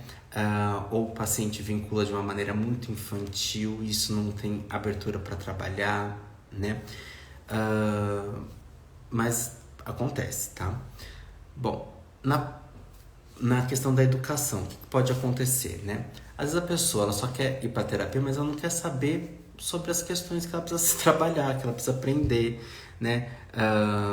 Às vezes ela se posiciona de uma maneira autoritária, eu sou assim mesmo, eu não vou mudar, né? Aí às vezes a pessoa fica fanática, ela fica intolerante, ela não abre um espaço para aprender coisas novas, né? Fica presa em verdades ou presa em inverdades e fake news, né? E não abre espaço para ampliação de consciência. E na parte da transformação é não perceber as necessidades da alma que passaram despercebidas no estágio anterior. E também o analista não aplicar em si mesmo ou se fechar para a troca, né? Gente, terapia é uma delícia, porque o que a gente aprende, a gente como terapeuta, quem é terapeuta tá aqui na live, confirma aí. A gente aprende tanto às vezes com o nosso atendimento, por isso que eu acho, minha teoria é que muitos terapeutas têm dificuldade de cobrar, porque sabe como também é benéfico pra gente, né? Talvez por isso, uma suspeição, uma das possibilidades, tá? Mas o que o Jung quer dizer com não perceber as necessidades da alma? Vamos pensar aqui, alma vem do grego, psique, cachola, né? Então por isso que muitas vezes a gente fala alma, porque foi traduzido dessa forma. E não porque a gente está falando de espiritismo, religião, nada disso, porque a gente está usando a palavra na sua origem. Quais são essas necessidades da alma? Lembra que eu falei que a psicologia analítica ela é teleológica? Ou seja, existe uma finalidade, a nossa vida tem uma finalidade, tem um motivo, um porquê. Ela é autorregulada pela nossa psique, pelo nosso self, pelo nosso si mesmo. Nessa autorregulação, a gente percebe que existem algumas necessidades. O nosso self, ou si mesmo, na tradução, que é o self, é a parte da nossa psique que é o núcleo e a totalidade ao mesmo tempo. É a parte da nossa psique que rege, é o maestro regente que rege a porra toda, vamos dizer assim. O rei da porra toda.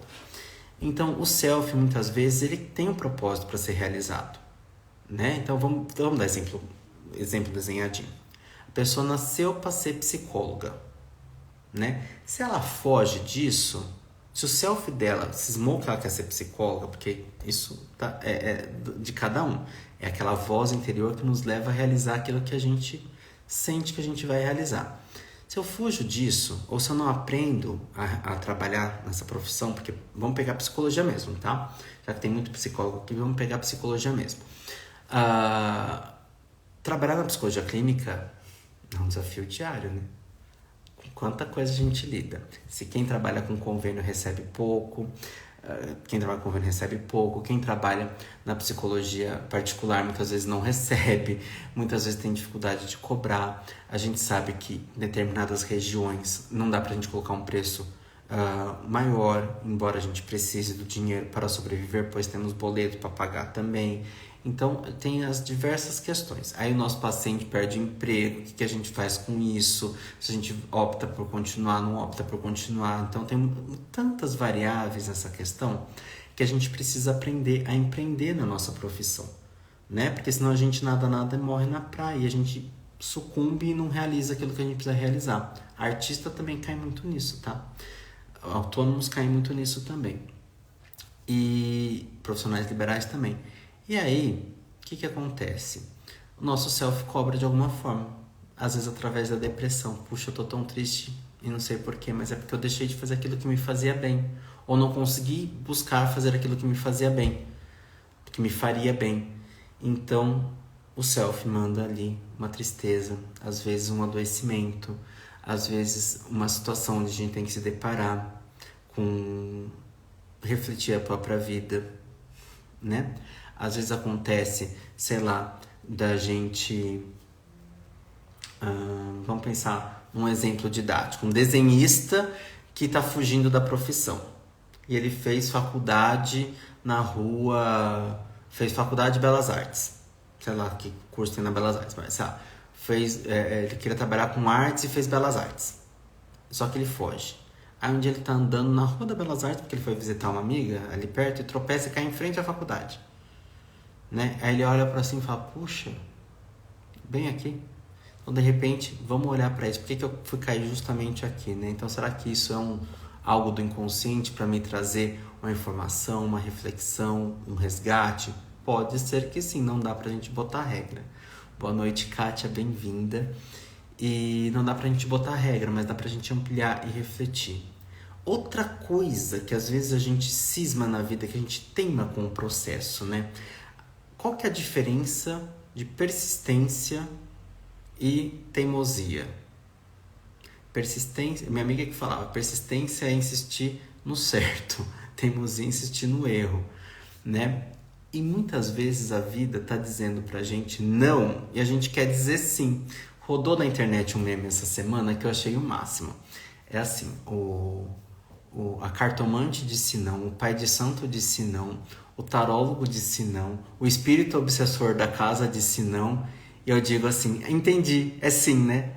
Então, quantas vezes a gente está teimando contra um fluxo que a gente está resistente a olhar e entender aquilo que está diante do nosso nariz, né? E a gente está teimando e não persistindo. Mas como que a gente vai saber? Observando e ampliando a percepção. Boa noite, Léo. E a gente vai chegando e vai vendo a nossa vida e o que cada obstáculo quer dizer no nosso processo. Vamos então trabalhar e lapidar a sua obstinação, a sua persistência, a sua liderança, a sua capacidade de transpor obstáculos, ou vamos trabalhar sua flexibilidade e falar assim, tchau, agora é hora de dizer tchau, né? Então a gente tem que olhar para a situação em cada caso, é um caso, né? Mikitas, eu não sei se eu tô pronunciando correto teu nome. Mi, boa noite também. Certo? Tudo bem até aqui, pessoal? Aí deixa eu só... Lembrando, né, assim, que nós terapeutas, muitas vezes, buscamos a profissão porque nós temos as nossas feridas, que é o arquétipo do Kiron, né? O arquétipo do curador, terapeuta ferido, que pode ser entendido pela figura arquetípica do Kiron. Gabriela um dia vai falar sobre o Kiron lá no grupo dela, não vai, Gabriela? E sigam a Gabriela Vasquez Pérez, quem tá chegando aqui agora. Ela tem um grupo que tá estudando mitologia, tá sensacional porque tá aplicado à prática clínica. O curador ferido assim, muitas vezes a gente tá trabalhando e a gente também tá ferido, aquilo que a gente vem falando até agora, né? E muitas vezes o que nos leva pra profissão a gente tá ferido e a gente querer auxiliar o outro. Mas se a gente não trabalhar na gente mesmo, a gente pode muitas vezes causar um problema pro outro, né? Tem muito terapeuta que leva problema pro outro, né? Alma Livre Psicologia entrou. Olá, Alma Livre Psicologia, boa noite. Acho que você gosta de Jung pelo nome do seu perfil, né? Bom, vamos lá então, pra gente caminhar pro final aqui. Deixa eu ver onde é que eu botei sobre individuação. Alguma dúvida até aqui, pessoal? Ela falou assim, Alma Livre Psicologia, como você chama, meu bem? E ela falou que acertou. Aqui, achei a individuação. A Andrea convidou. A Andrea é uma graça, né, gente? Eu que agradeço a sua presença. Depois, se você quiser voltar lá pro... Jéssica, boa noite. C. Brunelli chegou também, boa noite. Quem quiser voltar lá no começo depois e assistir do começo, a gente faz todo um preâmbulo. Mas aqui a gente agora vai chegar na parte da individuação. Ainda não acabou, tá? Eu tenho mais um pouquinho aqui. Essa live vai ficar salva aqui no perfil e também eu vou subir depois, provavelmente amanhã, eu subo ela lá pro YouTube, tá? O canal Rodrigo César. Depois eu deixo o link aqui também nos stories, tá bom? Vamos lá. Processo de individuação. Ela falou que a André assim é uma graça. Processo de individuação, pessoal, é aquilo que eu traduzo da seguinte forma que o Jung escreveu. Eu traduzo de uma forma... Ai, Jung, se você tivesse vivo, era capaz de ser... confiscar meu certificado do IGEP, né? Aliás, para quem pergunta onde é que eu fiz minha especialização, foi pelo IGEP, Instituto Jungiano de Ensino e Pesquisa. O Waldemar Magaldi, com a Simone Magaldi. Sigam eles também no Instagram e também no YouTube. Tem vários vídeos interessantíssimos lá no YouTube, né? Tem com a Cris Guarnieri também, né? Pessoas muito queridas lá no canal do IGEP, Instituto Jungiano de Ensino e Pesquisa, tá bom? Que acontece? O processo de individuação, e a gente não fala só em individuação, a gente fala processo de individuação. No dia a dia a gente até solta uma individuação, né? Uma licença poética, mas certinho mesmo para falar é processo de individuação, porque é um processo. Dica, pergunta de prova do IGEP, tá? O processo de individuação ele não é estanque, e ele não é assim, estou individuando neste momento, individuei, estou bebendo água. Finalizei, meta cumprida, agora é dobrar a meta. É exatamente isso, dobra a meta, continue fazendo o processo de individuação. Por quê? A individuação é um processo de tornar-se indivíduo, né? Então a gente não torna indivíduo aqui, daqui a pouco mais um pouco indivíduo, não. É um processo contínuo, tá? E o processo de individuação é o quê? A gente se tornar indivíduo, que é a compreensão das nossas singularidades, né? A busca pela realização do si mesmo, que é o self, né? Ou seja, o que esse self quer? Qual que é o nosso propósito existencial? Qual que é o nosso chamado? Qual que é o nosso daimon? Daimon significa voz interior, chamado, né? Essa preciosidade que nos leva, né? Como eu disse antes, à realização de algo na nossa vida, não só para a gente mesmo, mas para todos. Não é só realizar assim, estou com vontade de comer pizza, 4 queijos e vou realizar o meu self. Não, lembrando que o self é algo maior, está muito ligado com o coletivo, com o servir, tá? Por isso que quando a gente faz mandala de objetivo, muitas vezes a gente também tem um campozinho lá pro servir, tá? Nem sempre coloca, mas muitas vezes tem essa área também. Para quem chegou agora, eu falo de mandala um pouquinho mais cedo na live, tá bom? E acho que tem, se eu não me engano, tem um vídeo de mandalas no canal. Será que eu fiz vídeo de mandala no canal, gente? Porque meu canal eu falo de tanta coisa. Quem quiser um panorama geral sobre psicologia analítica, vai lá no meu canal, no Rodrigo César, e escreve assim no YouTube, Rodrigo César Thiago York. Vai cair no vídeo sobre o vídeo sobre a música Masculinidade do Thiago York, que cá entre nós, polêmicas à parte, eu acho que o Thiago York deve ter feito terapia com psicólogo ou psicóloga da psicologia analítica, porque ele usa umas expressões da psicologia analítica na música.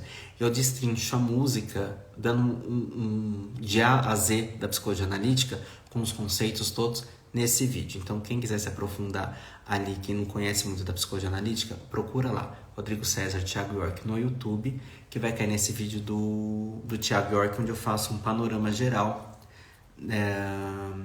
sobre a psicologia analítica, tá? Será que eu fiz vídeo sobre mandala? Não fiz.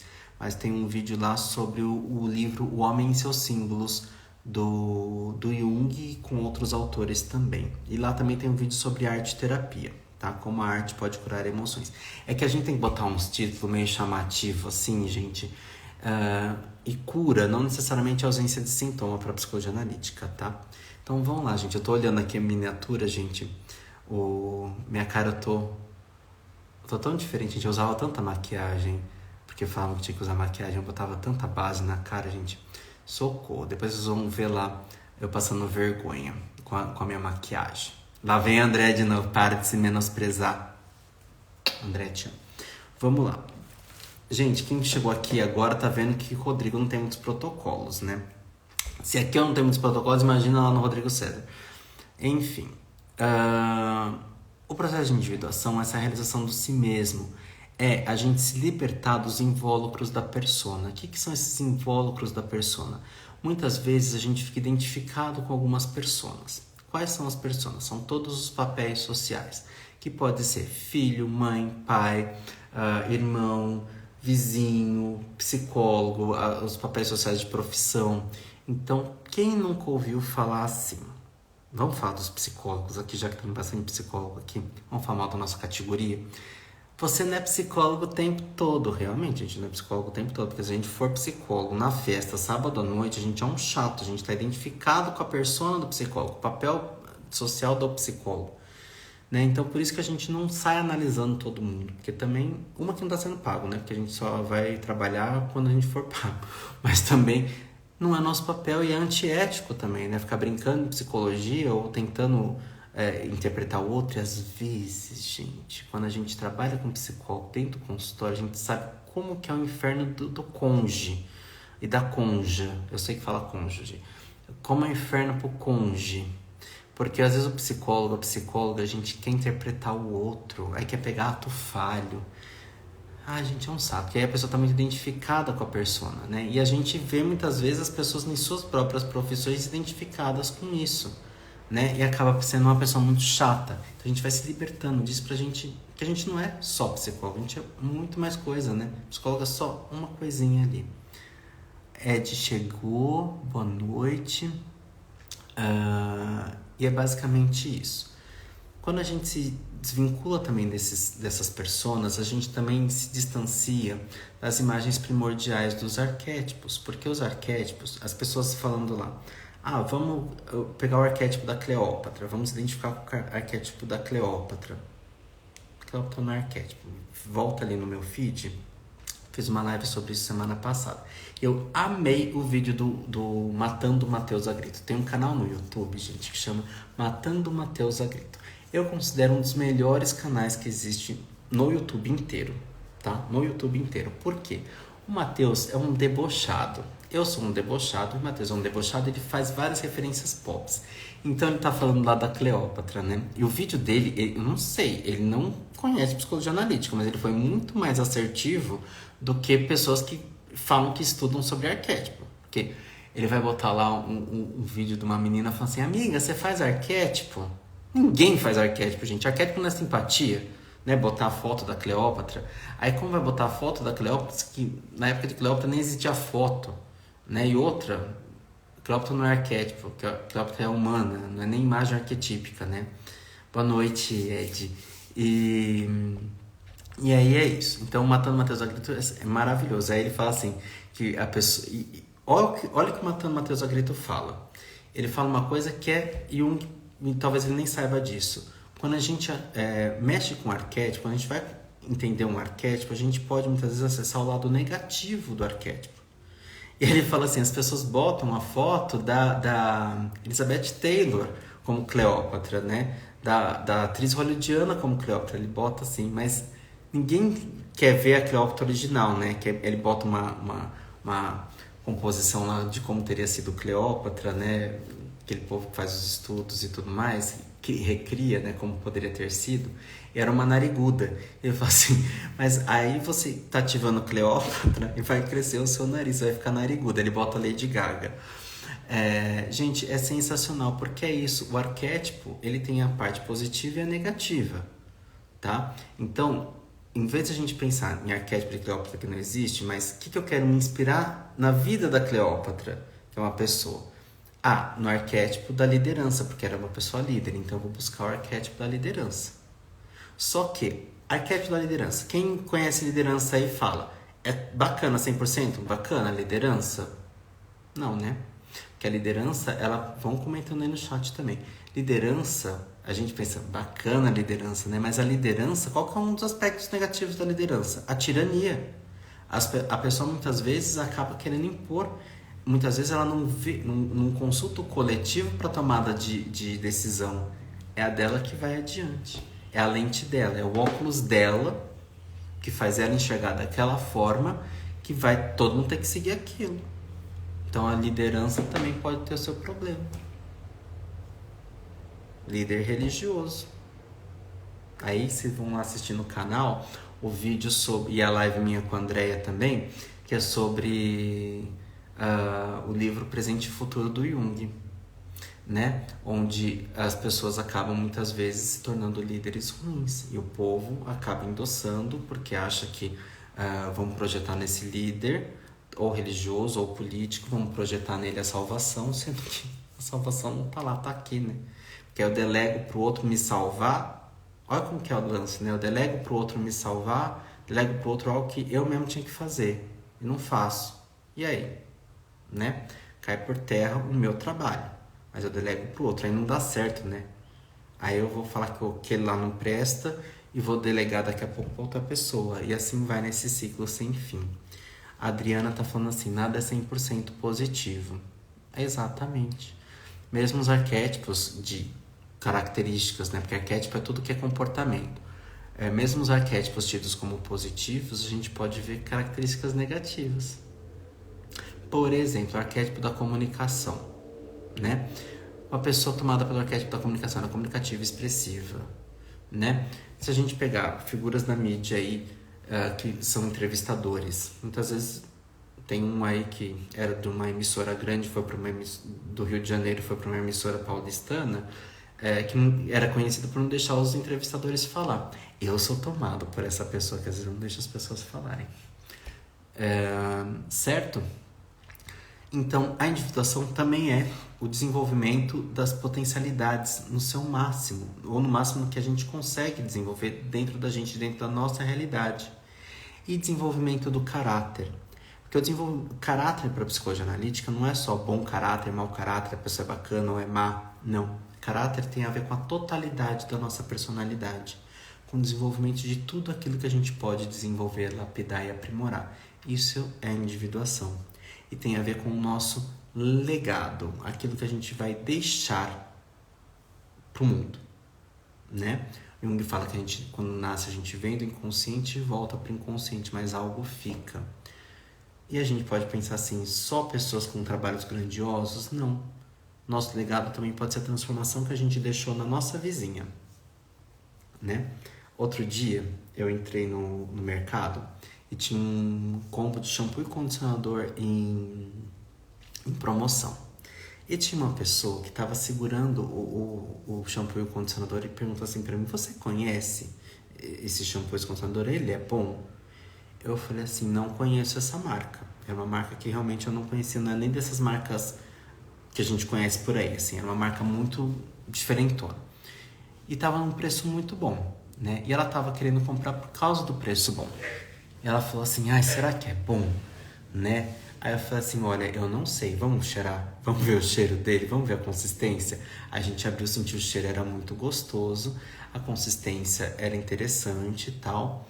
E aí ela falou assim, mas será que vai me dar problema assim? Porque qual que você usa? Aí eu falei qual que eu usava, mas eu uso um específico por conta, uma do loiro e outra por conta de queda capilar. Eu falei, olha, eu uso esses daqui em específico, mas esse aqui é muito cheiroso, né? E ela falou assim, mas vem bastante condicionador, né? Eu falei assim, vem, isso aqui vai durar, era 1 litro de condicionador. Eu falei assim, isso aqui vai durar eternamente, né? Porque condicionador a gente não passa, o cabelo dela era curto, e condicionador a gente não passa, e condicionador a gente não passa na raiz, né? Vai durar bastante. Ela falou assim, não passa na raiz? Eu falei assim, olha, as pessoas falam pra não passar, né? Porque pode dar problema passar na raiz. Ela falou assim, você é cabeleireira? Eu falei assim, não. Mas você pode procurar na internet como utilizar o condicionador. Joga no YouTube e procura, porque muitas gente procura tudo no YouTube, né? Então, de alguma forma, eu transformei essa pessoa. Pretensão a minha, né?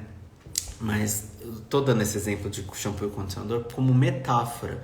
Porque quantas vezes a gente não inspira pessoas sem saber? Essa semana mesmo, lá no meu outro Instagram, eu contei a história como uma pessoa da minha academia me transformou. né, me inspirou sem saber. E quando eu contei para ele, a Yara tá chegando aqui agora. A Yara é psicanalista também e frequenta academia. A Yara sabe, acho que talvez ela saiba de quem eu tô falando agora, mas talvez eu não vou falar o nome dele aqui, mas depois eu conto para ela em off. Mas eu tava falando como uma determinada pessoa da academia me auxiliou sem saber. E que essa semana eu tive a oportunidade de falar com ele sobre isso. Ele ficou todo feliz. Ele falou que a gente se inspira mutuamente também. Isso é bem bacana, né? Isso é legado também. Legado não é só eu construir um centro educativo para crianças não sei em que lugar, né? Isso também faz parte do nosso legado. E a gente, na nossa profissão, é legado o tempo todo, né? Certo? Sempre voltado para o desenvolvimento da sabedoria também. É o processo da individuação. A gente vai buscar muito na fonte do arquétipo da sabedoria. Qual que é o aspecto negativo da sabedoria? Ficar ranzinza, ficar dono da verdade. Tá vendo como é um polo negativo da sabedoria? Então a gente tem que conhecer como que a gente lida com a sabedoria, como que funciona na gente.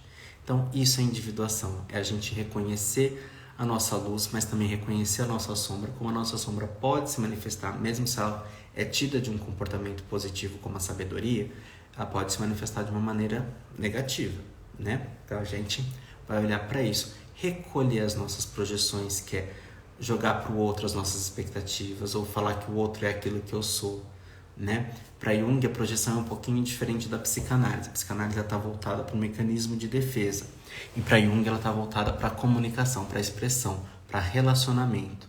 Tudo aquilo que eu tiro daqui de dentro, agora eu estou projetando, por exemplo, à medida que eu falo algo que está aqui, né? Eu estou projetando e isso não necessariamente é negativo. É necessário para a gente conviver.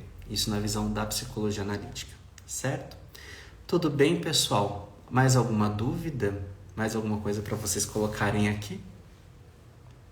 Tô tão feliz com todo mundo participando aqui hoje.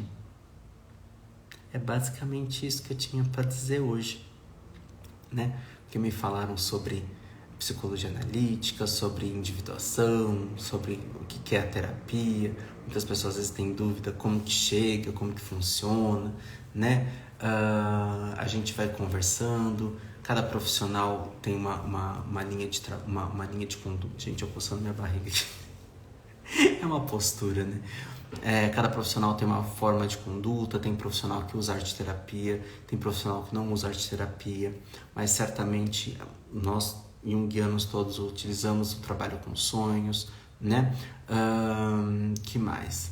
Aí varia, né? Desde tempo de sessão, se é online, se é presencial, se vai usar teste, se não vai usar teste, e por aí vai, né? Se usa relaxamento, não usa relaxamento, né? Aí vai de acordo com algumas particularidades de cada profissional, certo? Todo mundo tá quietinho, tem pessoas aqui ainda, mas se alguém quiser falar alguma coisa, a hora é agora. Então é isso. Se inscrevam lá no canal, vão ver o Matando Matheus a Grito, mas também sigam uns aos outros aqui. Sigam a Gabriela também, que tem um grupo de mitologia. Semana que vem a gente deve estar falando, ou semana que vem ou a outra a gente vai falar sobre mitologia também. Vai ser um bate-papo gostoso. E obrigado pela presença de vocês. E desculpa chegar assim tão do nada hoje de novo, como semana passada foi no susto. Mas eu queria trabalhar esse assunto aqui com vocês. A gente vai se encaixando quando dá, tá bom? É isso, meus bens. Boa noite. Qualquer dúvida vocês podem mandar ou aqui diretamente na caixinha de comentários, ou mandar lá no inbox, ou mandar no WhatsApp, né? Quem tá no YouTube também pode mandar, sem problema nenhum, tá bom? É isso. Tá ótimo, maravilhoso, como sempre. Obrigado, gente. É que depois que eu fiquei loiro, eu fiquei outra pessoa, né? O diabo loiro, como me chama um paciente meu. Meus pacientes me amam, gente. Um me chama de diabo loiro. Olha só, é cada coisa, gente. É uma relação tóxica, abusiva. O Léo, boa noite. Sempre bom a troca. É muito bom, né, gente? Eu quero trocar com todos vocês. É sempre muito bom trocar, tá bom? É isso, meus bens. Boa noite. Boa Páscoa, bom renascimento, né? Acho que é sobre isso a Páscoa. Para quem é cristão, para quem não é, vamos se inspirar na metáfora do renascimento, tá bom? É isso. Tchau. Boa noite. Obrigado.